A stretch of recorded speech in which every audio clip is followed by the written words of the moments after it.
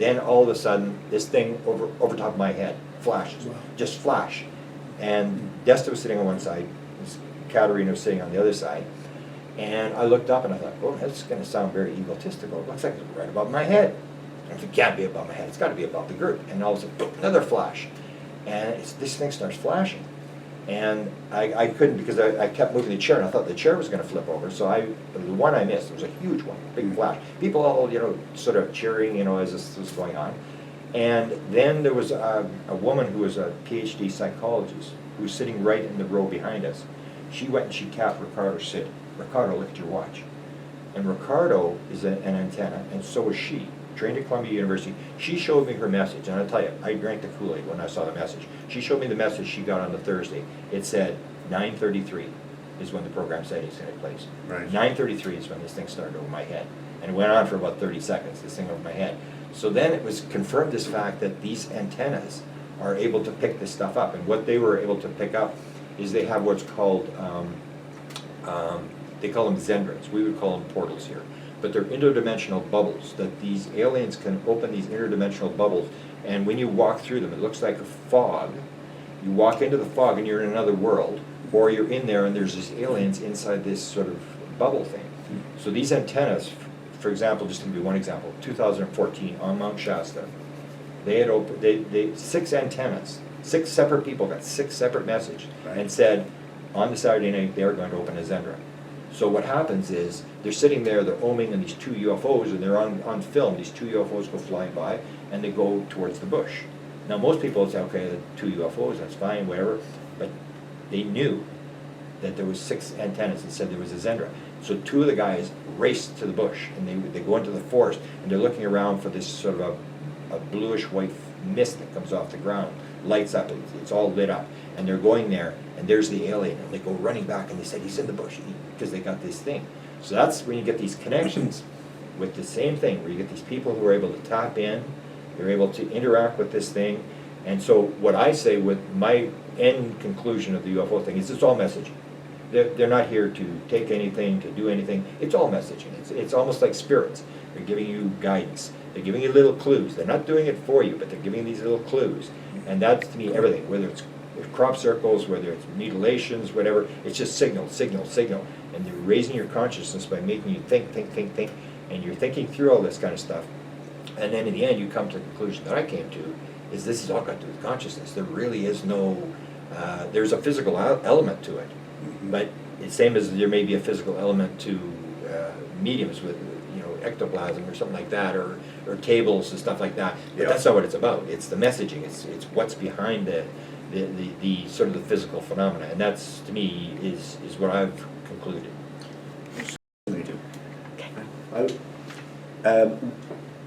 We seem to be reaching some sort of pinnacle with all this. So that's the impression we're getting. Are you talking the government or the the whole field? But I mean, you say or the beings or the government or whoever. I mean, Tom DeLonge is indicating that we're on a path to total disclosure. Others say it's just a phase or whatever. Where do you think it's going and how long? I've got 2 sources that say 2024, that this To the Stars thing is over 7 years, that they're gradually going to leak this. Now, there's always going to be aspects they're not going to leak, like the military stuff, because you don't want to give it to Al-Qaeda, you don't want to give it to the Russians. We have these hypothetical enemies everywhere and stuff like that. But the basic concepts, that's what I was told. As to the beings, I think it's a gradual thing. It's almost like spiritualism or something. There is no end. It's not like you die and you go to spiritual heaven. It's like a gradual thing, almost like evolution. That even the beings may not have all the answers. That it's going to be this gradual progression. So what I say in terms of disclosures, people always ask me at the end. I'll say they did this. What I call in December was acclimatization, or it's a confirmation. All they're doing in December with that news article was saying it's for real. Right. And they're not talking to you, they're not talking to me, they're talking to the American people. They're trying to move the general public over. So they do that thing, and then they'll move to the next step. But I think that it's a gradual thing, and that there will never really be a disclosure. Because people say, when's disclosure? And I say, well, what difference does it make? Are you going to get off your duff and do something if there's disclosure. People are sort of externally motivated. They think that our life is based upon things that happen to us. When you get into the spiritual world, you realize we are creating what's around us. And so what I say in the end is that all you have to worry about is that if reincarnation is a fact, everything changes. Sure. If reincarnation is a fact, you came into this world to do something. And when you leave, based upon my Michael Newton training, you're only going to ask one question: how did it work out? And you're not going to be able to say, the dog ate my homework, there was no disclosure, my mother-in-law got me upset, or whatever. All you're going to be able to say is, what did you do? You came in here to do something, and it really doesn't matter whether there's disclosure. What am I here to do? Because in the end, I have to answer for what I'm here. So to me, it really doesn't matter whether there's disclosure or how much disclosure. It's what's my role in the whole thing. That I think there's going to be these multiple disclosures, that it's much more complex. And I think most people agree that the universe is, what does Einstein say? It's more, not only more magnificent than you think, it's more magnificent than you could even imagine. It's that kind of idea that it's so complex that we're just going to get bits and pieces. So you may get confirmation, like now we do.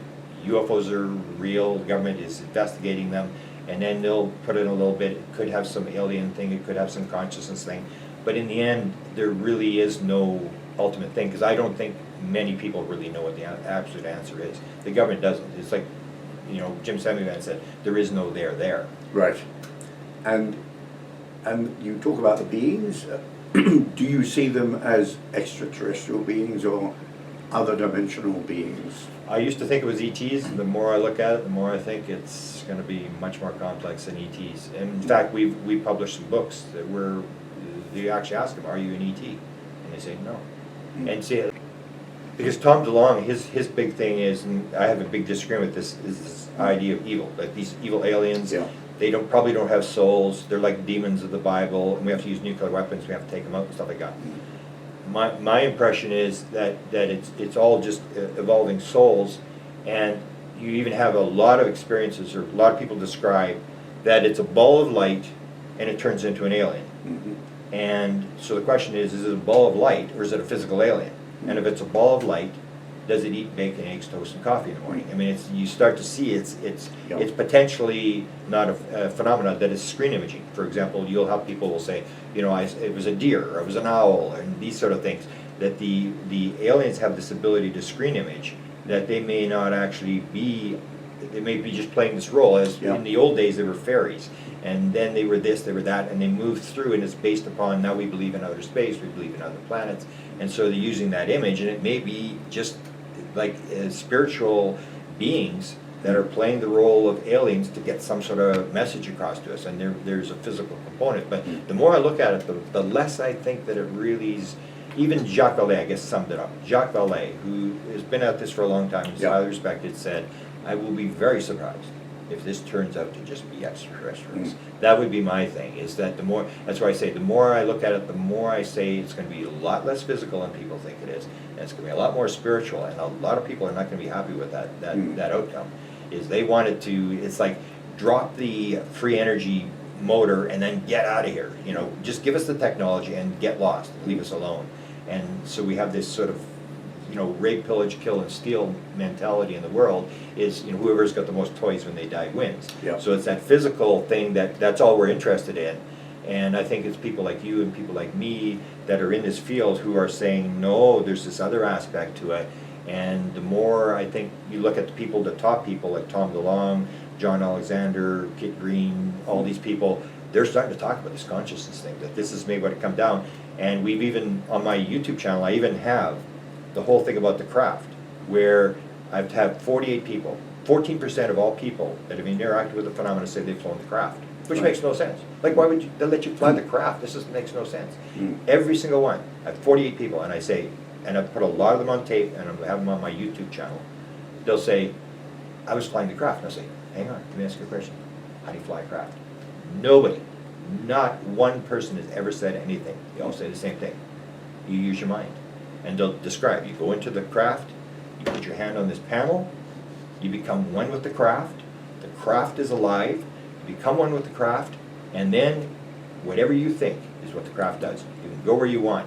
And when you start seeing these people with the videos, where I got one after another, 747 airline pilot, United Airlines pilot, describing the same thing, putting your hand on the panel, he's flying it. guy who flew F-16 fighter jets over Iraq, talking about sitting there with his hands, and he's got the thing, and he can't believe it, he's flying the craft, and he's wherever he wants to go, and he takes the one hand off, and he's waiting for the craft to stall. And then he's going, I wonder if I take the other hand off. He takes the hand off, but he leaves it because he's ready to put his hand back down to stop the thing. And he says, he's got his hand off, and he's still flying the craft, and whatever he thinks is where he goes. And that's where you get this mental thing where it may all be mental. It's totally, and so the beings are teaching us that. They're teaching these people this thing, or kids will describe when they're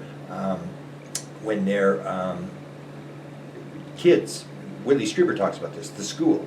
That you're sent to this school. The aliens have these schools and these kids that they're sitting there and they can't see the beings. They can just see it's a being, but they can't see the head. And they're being taught to levitate balls. And one's a blue ball, a green ball, and a red ball, and one's easy, one's sort of hard, one's really hard.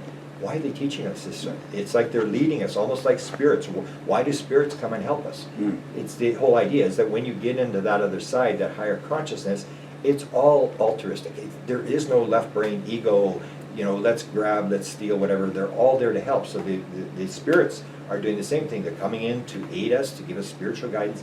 I think the aliens are doing exactly the same thing. And they actually may be spiritual, maybe the same thing. They're just masquerading as aliens. Yeah, to get the message across. Yeah, to get the message, yeah.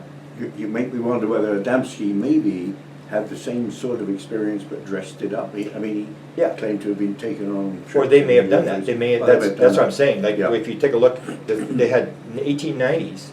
They were flying around in wooden ships with propellers on them. Yep. This was and then the Foo Fighters, then the green fireballs, then Adamski's crafts with the balls. And it's almost like to change the ship. Okay, now we'll change the ship to this, we'll change the ship to that. And the aliens it's almost like whatever you think, you manifest. Or there's even a thing where there's a famous interview that was done with Bud Hawkins, who was the great regressionist with the abductions, and he figured they're all evil. I mean, they're not evil, but they were intruders. They should just go away and leave us alone, whatever. And John Mack, who was at Harvard University, and so in one debate that was in Boston, Hawkins says to John Mack, he says, John, he says, it's very peculiar. Why is it that I get all the bad ones? I get all the bad ones, and you get all the spiritual good cases. And then, John Mack, who's this, distinguished professor, said, well, Bud, perhaps that has more to do with you and I than it does with the aliens. And John Mack actually had this theory at the end of his life, is that if you had grays, you were manifesting, you had that personality, that you would manifest the grays. Whereas if you manifested spiritual beings, if you were a higher spiritual person, you would manifest angelic type beings. And this is the whole thing. Is it actually beings, or are people manifesting whenever they come in? Same as a near-death experience. If you have near-death experience, some people have bad ones, some people have good ones. Why do they have bad ones? Maybe you're manifesting, maybe you're taking the fear in there. Or lucid dream research. In the lucid dream research done at Stanford by Stephen LaBerge, he talks about this. When you meet an evil being, a devil or something, in your dream, if you go to the being with unconditional love and give it a big hug, it will turn into a positive being and will give you a message. And if you run away, it will always be chasing you. It's this whole idea that you're manifesting what's happening in there. And that's where, like Bashar, the famous channeler, alien channeler, says, we come to you in your dreams because now you're in our world.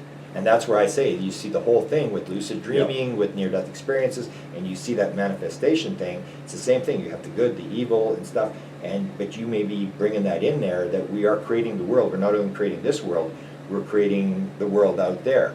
So that you can even have a being where you have this, people will make up a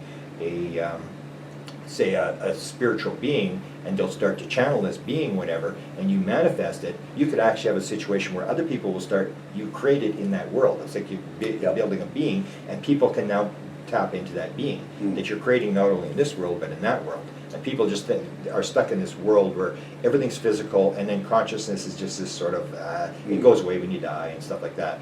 And if you get to the basic thing that it's all consciousness, and that matter is just a manifestation of consciousness, and that you do not have, like in the dual slit experiment, you do not have the particle appear on the back wall until there's an observer. That whole thing, the observer consciousness is primary, and that's the main message I sort of want to get across, is that consciousness is primary and matter is secondary. And if you believe matter is primary and consciousness is secondary, it's a completely different world, and you're never going to figure it out. Sure.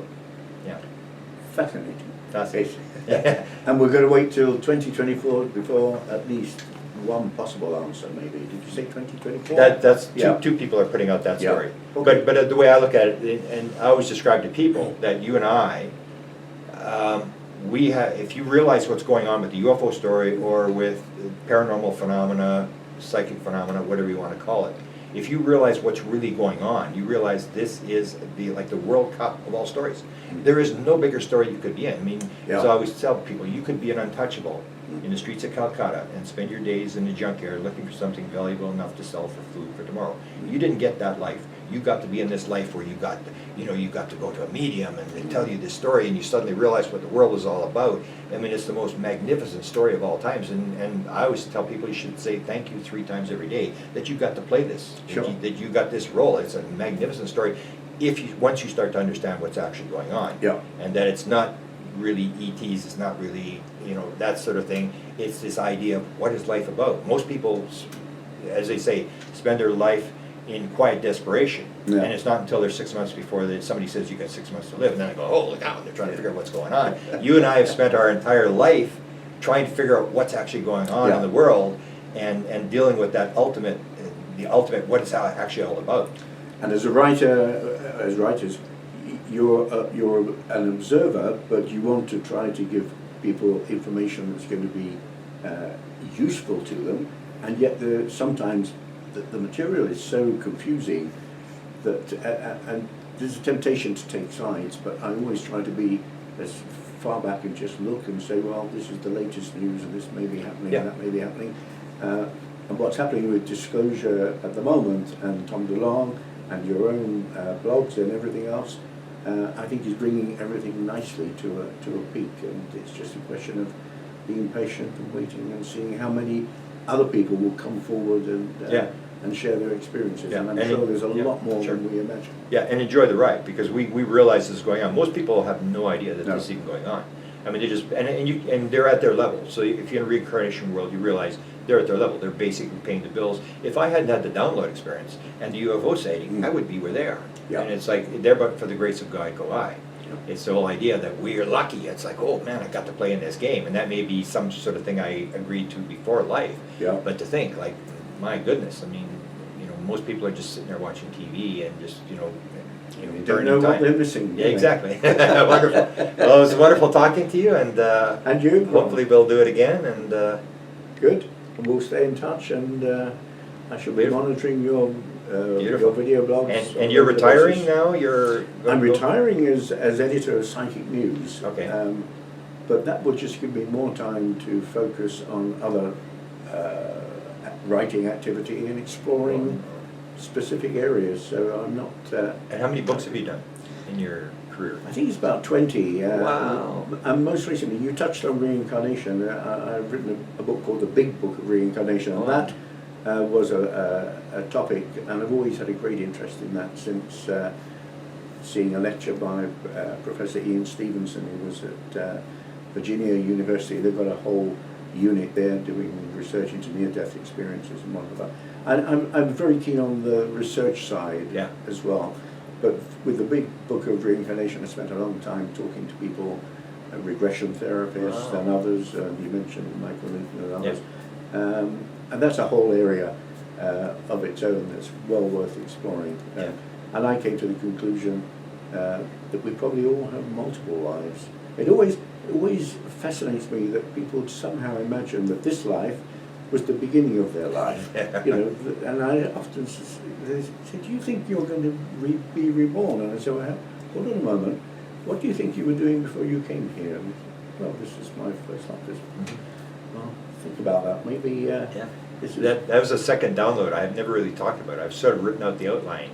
I got a second download in about 2014 of 24 things that we're making mistakes. So you say, is it a conscious world or is it a material world? If you believe one, it's one world. If you believe it's another world. If it's one life, it's one world. If it's multiple lives, everything changes. It's these things that was the thing that came to me, is that we're making the wrong decision, and it throws everything off. So Sure. that's the thing.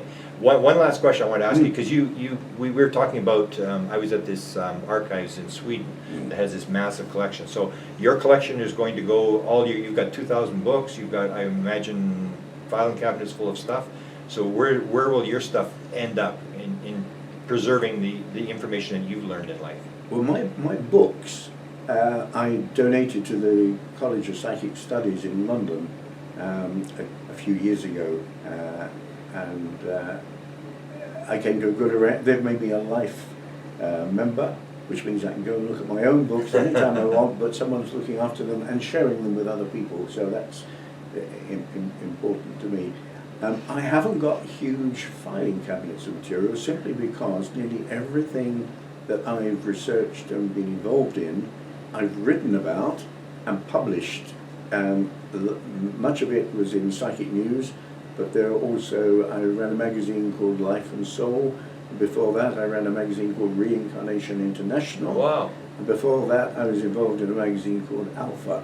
Excuse me. And all those I've got digitized, and I keep them on my computer, and they can be given to whoever when the time goes.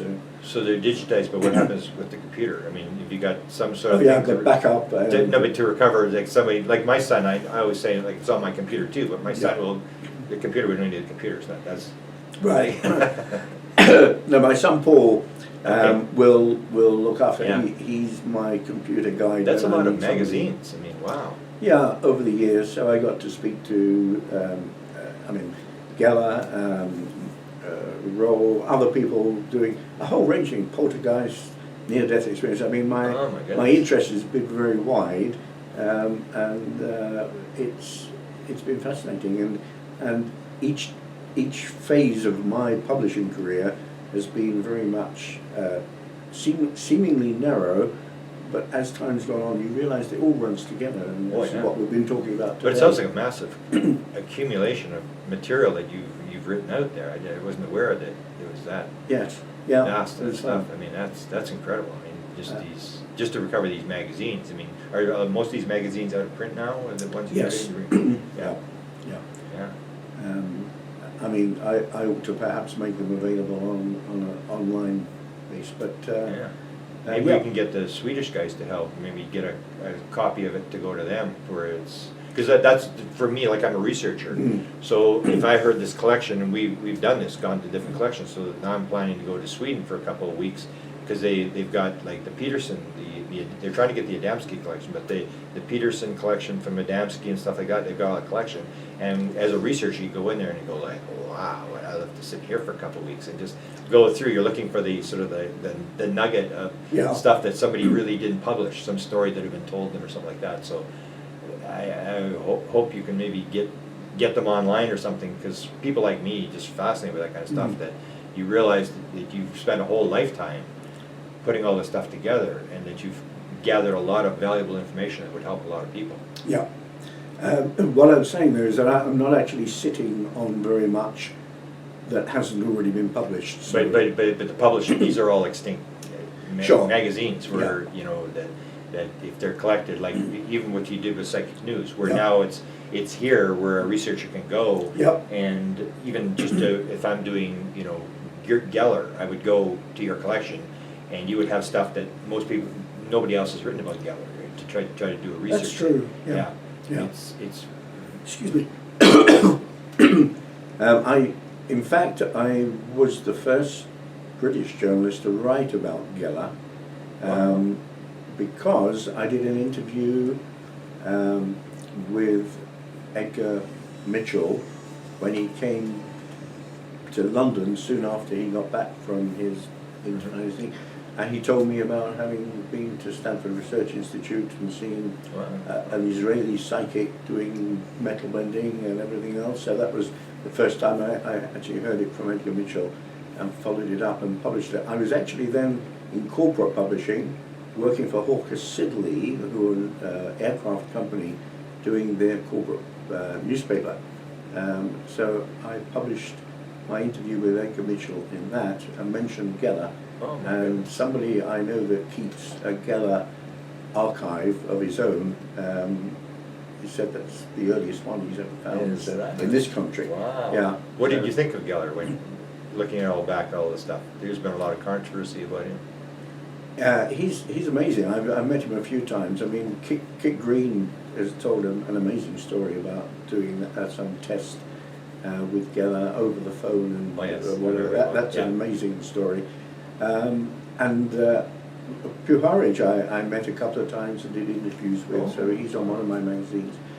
I mean, there's some aspects of Geller that I've been into magic and conjuring all my life as being a subject. That's all another field. I'm aware of what can and cannot be done. Yeah. I saw the Psychic News team many years ago when I was the chairman. I wasn't actually on the editorial side at that time. We all took a visit to Geller's house when he lived on the outskirts of London. Yeah. And of course we asked him to do a spoon bending, which he did. I'm satisfied that what he did, the usual thing, he was sort of holding it, he was having trouble. He said, let's go over to metal. Now he had a swimming pool and he had a cover that rolled back and it had a metal hole in the middle. Oh, yeah. And he said, let's go to where there's metal, I find I get a better result. So we all got up, and of course, if he were bending it not paranormally, but by manipulating, that was the time to do it. And I deliberately watched it, and I'm sure I could see that it was already bent before we got there. So I think at some point he could have done that. But I think he does have genuine powers. But I think perhaps he can't switch it on all the time, so he manages to do a bit of trickery if he needs to be. But the nitinol story, where he bent that alloy that has a memory, and then when they heated it up, it should have gone back to its normal state, and it didn't. There's enough to satisfy me that he has genuine powers, but he's an entertainer. He's very entertaining, and he has to put on a show at times as well, I think. So you've had a fascinating career. Met a lot of interesting people. If you're doing your ritual. So now I'm retiring. I'm going to write a few more books where I can go back and perhaps repeat some of that and put it into perspective with what's happening in. Well, I'm going to be in England next year. They have a conference there. Maybe I'll try to get you into this big, giant conference they have. You sound like you've got some stories that need to be told. I'd be happy to. Well, yes, we'll do that. And I will maybe see you next year in Britain. Great. Fantastic. Well, we'll stay in touch in the meantime. Okay. Grant, Thanks a lot. Great to see you. Thank you for your time. Thank you. I'm glad I came to Winnipeg. Wow, I'm glad you came too. That's Fascinating.